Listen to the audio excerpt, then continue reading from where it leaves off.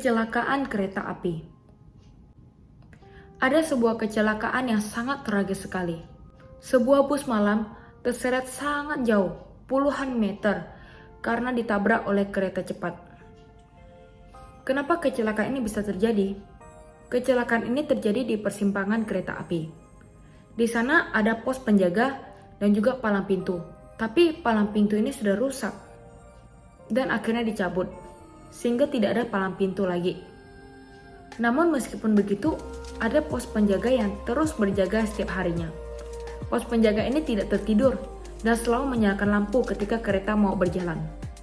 Namun kenapa kecelakaan ini masih bisa terjadi? Apakah karena bapak posnya itu tertidur atau melamun? Tidak. Pada malam itu, pos penjaga ini tidak tertidur. Supir bus malam juga tidak tertidur. Pos penjaga ini tetap terjaga dan ketika kereta mau lewat, dia menekan tombol untuk menyalakan lampu. Namun ternyata kecelakaan ini terjadi karena lampu itu tidak menyala. Adik-adik, apa yang bisa kita pelajari?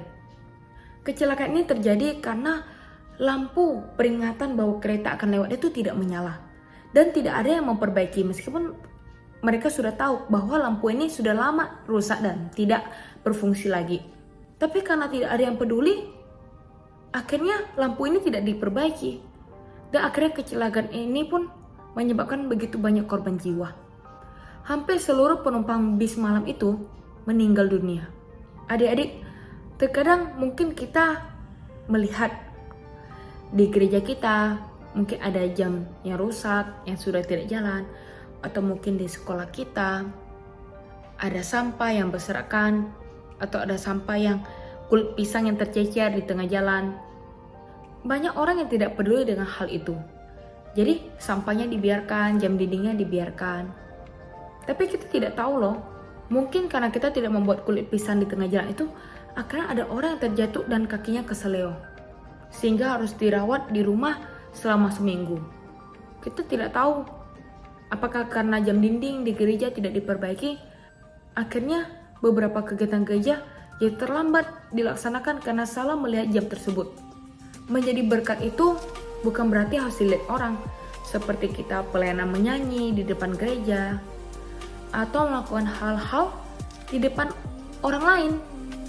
Kita juga bisa menjadi berkat meskipun tidak ada orang lain yang melihat, seperti kita membuang sampah, atau kita membereskan kursi yang berantakan di gereja, atau mungkin kita memberikan sabun cuci tangan yang baru di wastafel gereja yang sudah habis.